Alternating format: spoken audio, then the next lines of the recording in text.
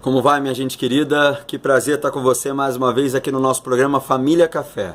E hoje a gente vai falar sobre o tema abandono afetivo. E o texto que eu separei para a gente pensar sobre esse tema se encontra no último livro do Antigo Testamento, que é o livro do profeta Malaquias. No capítulo 4, verso 6, olha o que diz: "E converterá o coração dos pais para que se voltem aos seus filhos, e o coração dos filhos para que voltem dos seus pais. Do contrário, eu virei e castigarei a terra com maldição." É estranho a gente ficar falando sobre palavras tão pesadas como essa. Castigo, maldição, ela não carrega consigo sutileza e suavidade. E às vezes a gente está precisando, ou a gente quer ouvir um discurso de sutileza e suavidade, e isso se distancia da gente e a gente tenta até pensar em mudar de canal por conta disso. Mas no final das contas, cada coisa ao seu tempo, cada palavra ao seu tempo, é fato que às vezes a gente, por conta de um distanciamento ou por uma postergação de palavras tais como essa, uma palavra que seja uma palavra um pouco mais dura, a gente cria uma sociedade infantilizada, mimada. Gente que não consegue conviver com os confrontos, não consegue exorcizar os seus próprios demônios. Esse texto está falando para a gente sobre uma das grandes dificuldades que a gente tem dentro do âmbito familiar: conviver, viver junto, tornar comum, ou seja, ter comunhão, tornar comum todas as coisas. Não é novidade para ninguém que nos assiste que na maioria das vezes nós chegamos em casa muito cansado, e ao chegar em casa muito cansado a gente fica ali tentando alimentar qualquer outra coisa que não um diálogo. A gente pensa no canal a assistir, na programação, na série ou nas atualizações de uma rede social, do WhatsApp, o que for. A gente pensa nisso, porque no final das contas isso seria um desafogo de toda a pressão do cotidiano. Eu conheço muitas pessoas que, por terem dificuldades de terem um relacionamento dentro de casa, essas pessoas elas tendem a viver um momento ou um tempo de compensação. Como é que funciona isso? Deixa eu trazer primeiro pelo lado religioso. Tem muita gente que você vai conhecer, e talvez não seja tão distante de você, que são pessoas que são maravilhosas na fala, são pessoas que cantam muito bem, falam muito bem. Na hora de orar parece que está fazendo uma declamação. E aí você olha para aquilo e fala: uau, que cara é esse? Que absurdo de pessoa. Mas no final das contas ela supervaloriza aquele ser religioso porque ela está tentando compensar algo que ela não tem. Talvez ela não é um bom pai, ela não é uma boa mãe, não é um bom filho.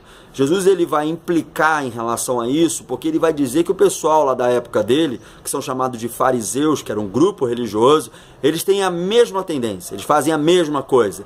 Eles vivem com um ânimo dobre. O que é isso? Eles vivem como duas caras. São uma coisa ali na frente do todo, mas fora do todo eles são pessoas completamente distintas, completamente diferentes. Eu me lembro de uma historinha que vai dizer que um garoto, uma vez ele estava diante do enterro do seu pai, coisa muito triste, né? Mas ele estava diante do enterro do seu pai, estava sua mãe junto com ele, e estava ali o ministro religioso falando sobre o defunto, dizendo: esse homem foi um homem maravilhoso, foi um homem dedicado, um homem trabalhador, um pai de família, um ótimo esposo. E aí a mãe chega para o menino e fala: filho, dá uma olhada para ver se é seu pai mesmo que está ali dentro. Ou seja, são pessoas que constituem muito bem personagens, mas não são essencialmente aquilo que elas dizem ser. Essa história do abandono não é uma história que acontece apenas pelo distanciamento geográfico. Às vezes acontece pelo distanciamento de alma, onde as pessoas não conseguem mais conviver. Elas não estão mesmo no mesmo espaço, não estão no mesmo ambiente. E quando eu digo no mesmo ambiente, não estou falando fisicamente também, estou falando emocionalmente. Eu estou falando de alma, de entrelaçamento de alma. É nisso aqui que o texto está dizendo. A terra vai ser carregada de maldição quando famílias ficarem distantes uma das outras, quando não houver acordos, quando as pessoas não realinharem as suas alianças, quando elas não olharem para o outro tentando conviver, viver junto de fato e de verdade, perceber o diálogo pelo diálogo Às vezes, os processos de desconstrução que foram feitos dentro daquela casa. Você, pai, precisa de uma conversão ao coração do seu filho, porque ele precisa de um processo de maturação que você vai promovê-lo. Você, filho, precisa inclinar o seu ouvido ao seu pai, porque no final das contas, às vezes, ele não tem ninguém com quem ele possa contar. E você pode ser uma grande pessoa, um grande apoio para a existência dele. E tantas outras coisas que a gente poderia enumerar aqui. Por favor, olhe para a sua vida não supervalorizando o destaque religioso que você é, ou até mesmo o destaque profissional. Você é um ótimo vendedor, um ótimo gerente, mas um péssimo pai, uma péssima mãe, um péssimo esposa. Abandono afetivo vive por leis de compensação também, onde as pessoas acham que dinheiro, por não estar ali presente, que dinheiro vai salvar alguém. Isso começa dentro de casa, já na junção geográfica. Eles estão juntos no mesmo ambiente, mas o pai diz: eu pago tudo que você precisa, colégio, curso e tantas outras coisas. Isso é amor? Não, isso é provisão. O nome disso é dever. É pagar o boleto que chega na conta e que você tem que chegar junto com isso, senão o teu nome vai para o SPC ou para o Serasa. Isso é consciência.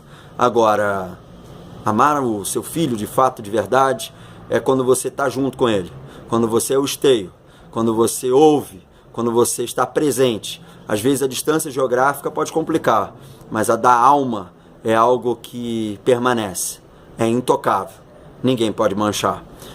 Se você ainda não converteu o seu coração ao seu filho, faça isso hoje. Se você ainda não conseguiu converter o seu coração ao seu pai, faça isso hoje. Faça um amplo caminho de conversões. Quero orar por você que precisa disso. Deus, eu oro por essa pessoa que nos assiste e que está distante uma da outra, geograficamente e muito mais, por meio da alma, por meio das emoções. Senhor Deus, eu peço que o Senhor abençoe essa pessoa, para que muito mais do que compensações, haja entrelaçamento de alma e de amor. Eu peço que o Senhor ajude, no nome de Jesus. Amém. Amém. Que Deus abençoe você, para que bênçãos e mais bênçãos ocupe o seu espaço e que você não supervalorize para poder se distanciar das suas próprias realidades. Que Deus te abençoe e até o nosso próximo programa.